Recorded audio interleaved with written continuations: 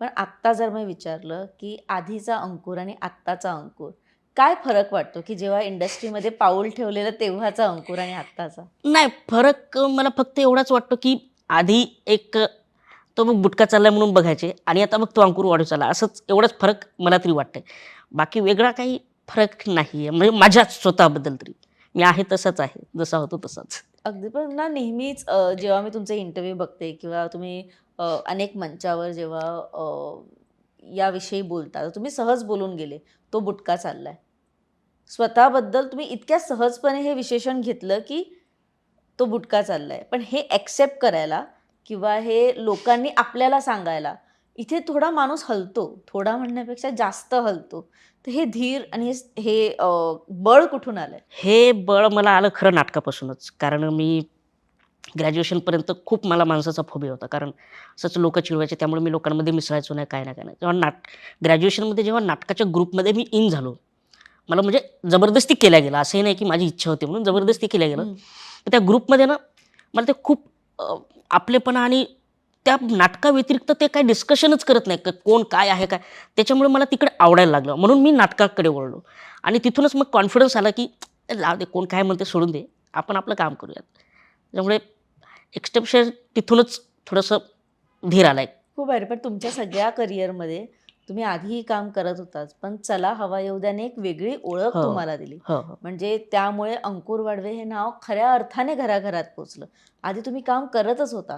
पण चला हवा येऊ द्याने एक मंच दिला आणि रातोरात एक स्टार म्हणजे म्हणतो की टर्निंग पॉइंट असतो काही काही कार्यक्रम आपल्या आयुष्यात. तुम्ही काय सांगाल चला हवा येऊ द्याबद्दल? नाही हवा येऊ द्या खरंच माझ्यासाठी खूप टर्निंग पॉईंट आहे. कारण मी याच्या आधी हवा येऊ द्याच्या आधी बरेच काम केलेत. पण हवा येऊ द्यामधून जे नाव मिळालं की अंकुर वाढवे. आधी कसं होतं की आधीच्या कुठल्या सीरियलमध्ये काम करत असताना किंवा नाटकात काम करत अरे तो ते त्यातला ना तो त्यातला. म्हणजे एखाद्या प्रोग्राममधलं नाव घेऊन हं. त्याचं नाव घेतलं जातं. पण त्या हवा येऊ द्यानंतर एक अंकुर वाढवे हे एक ओळख मिळाली. कोणीही आता डायरेक्ट मला "अरे तुम्ही त्या कॉमेडी शोमध्ये होतात ना" असं नाही तुझ्या डायरेक्ट तुम्ही अंकुर वाढवे ना. तो एक खूप मोठा फायदा आहे हवा येऊ द्याचा. आणि हवा येऊ द्यामध्ये खूप कॅरेक्टर्स करायला मिळालेत. खूप एपिसोडमध्ये खूप वेगवेगळ्या प्रकारचे कॅरेक्टर्स आणि खूप म्हणजे म्हणजे ते एक वर्कशॉपच होतं म्हणा. खूप वर्ष चाललेलं. अगदीच. पण ते जेव्हा बंद झालं किंवा त्या कार्यक्रमाने प्रेक्षकांचा निरोप घेतला, तेव्हा प्रेक्षकांमध्ये एक हलकीशी नाराजी होती, की पुन्हा या किंवा काही प्रेक्षक असेही म्हणत होते, की बरं झालं बंद झालं कारण का तोच-तोचपणा होता. तुम्हाला काय वाटतं, की कॉमेडीमध्ये तोच-तोचपणा येतो काही कालांतराने? हां, प्रत्येक गोष्टीमध्ये तोच तो पण येतो. पण मी मी स्वतः थिएटरचा स्टुडंट असल्यामुळं ना, मला तरी वाटतं की हवा येऊ द्यामध्ये हां, काही-काही ठिकाणी ठीकच आहे. कारण लिमिटेशन्स असतात. हं. पण तसं पाहिलं तर तोच तोपणा खूप कमी होता. खूप कमी म्हणजे ॲक्टिंग स्टाईल वाईज तर असतोच नो डाऊट. पण स्क्रिप्ट वाईज तोच तोपणा खूप कमी होता. आणि आम्हाला असं वाटलं होतं म्हणजे जेव्हा शेवटचा एपिसोड होता, तेव्हा मला कळलं होतं की आज हा शेवटचा एपिसोड आहे.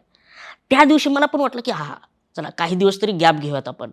कारण खूप वर्ष तेच एक कॉमेडी शो करणं, हं. कारण मला वाटतं 10 वर्ष कंटिन्यू चालला हो. आणि मी 7 का 8 वर्ष त्यामध्ये होतो. प्रॉब्लेम तो नाही की 8 दिवसातून एकच दिवस शूट होतं. पण व्हायचं काय, की हवा येऊ द्यामुळे आपण एक कमिटेड आहोत हवा येऊ द्याला.